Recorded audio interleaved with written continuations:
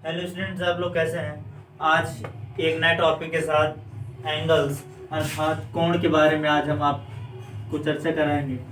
तो भैया पहले हम चार एंगल सीखेंगे। पहला एंगल हम लेते हैं एक्यूट एंगल। दूसरा लेते हैं राइट एंगल। तीसरा लेते हैं ऑब्ट्यूज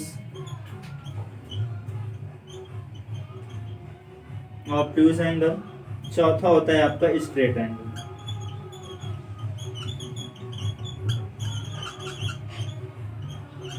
स्ट्रेट एंगल, ये एक्यूट एंगल की सबसे सिंपल सी परिभाषा आप समझिए। जैसे इसका हिंदी हम निकालते हैं तो इसकी हिंदी होती है भैया न्यून कोण। क्या होती है? न्यून कोण। अर्थात इसमें इसकी कंडीशन क्या होगी, आप लोग डिफिनेशन खुद बनाइए। 0 to above क्या होनी चाहिए?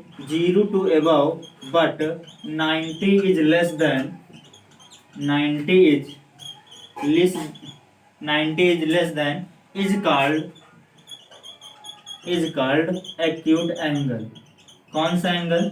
Acute angle. अर्थात वो कोण जो 0 से अधिक हो और 90 से क्या हो, कम हो, उस तरह के कोण को हम एक्यूट एंगल कहते हैं। जैसे हम लेते हैं एक डायग्राम लेते हैं।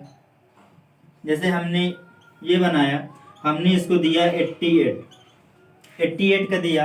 तो अब आप लोगों को बताना है कि कौन सा एंगल है। तो भैया हमारा कौन सा एंगल है? Acute angle. क्योंकि एक्यूट एंगल की कंडीशन क्या कहता है? एक्यूट एंगल कहता है कि 0 से अधिक हो और 90 से कम। अर्थात 0 to above था, 0 से ऊपर 1 और 90 से कम क्या आएगा आपका?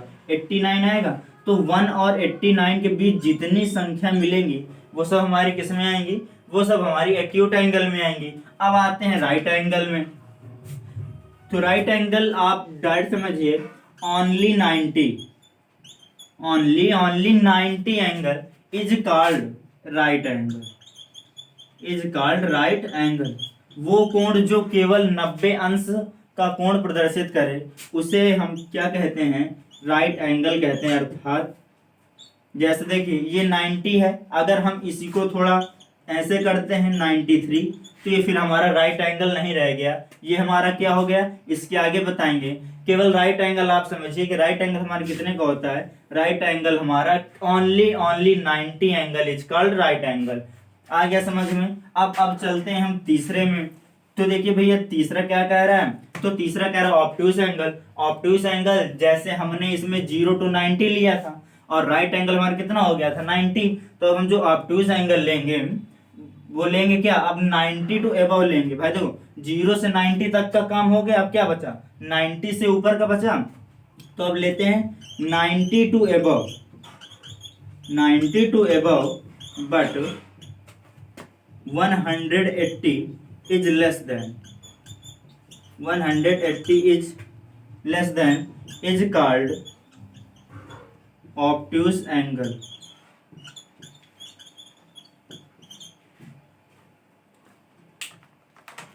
अर्थात जो क्या हो, जो 90 से अधिक हो, अर्थात 91 से 179 के बीच में जितने भी आपको हमको क्या मिलेंगे, जितने भी एंगल मिलेंगे वो हमारे ऑब्ट्यूज एंगल के अंतर्गत आएंगे।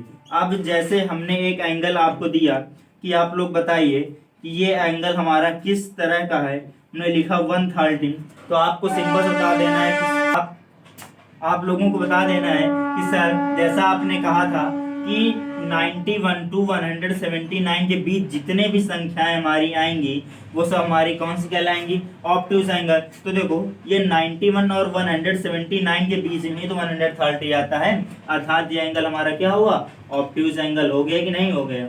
Obtuse angle.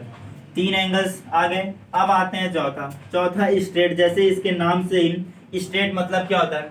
बिल्कुल सीधी रेखा। अर्थात एक हमारी स्ट्रेट लाइन, हमने एक स्ट्रेट लाइन ड्रा कर दी, ये स्ट्रेट लाइन हमेशा कितनी की होगी? 180 की ही होगी। ये कितने की होगी? 180। अगर इसमें कुछ ऊपर या नीचे होता है तो ये 180 से ज़्यादा अर्थात 200 के आसपास पहुंचेगा। अगर इसी में हम ऐसे कर दें या हम इसको ऐसे कर दें, कितना? 179, तो हमारा ऑब्ट्यूज एंगल में आ जाएगा। स्ट्रेट एंगल मतलब बिल्कुल एक कौन सी रेखा, बिल्कुल एक स्ट्रेट रेखा जो केवल वो रेखा क्या हो, सीधी हो, उसे ही हम क्या कहेंगे, स्ट्रेट एंगल। ये चारों एंगल हमने आपको समझा दिए। इसके आगे के भी आपके 4 एंगल और हैं, जैसे रिफ्लेक्स एंगल है, स्केलेंट, फिर हम इसके बाद ट्रायंगल की चर्चा करेंगे, उसमें भी आपके होते हैं न्यून त्रिभुज, समद्विबाहु त्रिभुज, समकोण त्रिभुज। तो इसके लिए आपको नेक्स्ट वीडियो में इसके अगले पार्ट का बताया जाएगा।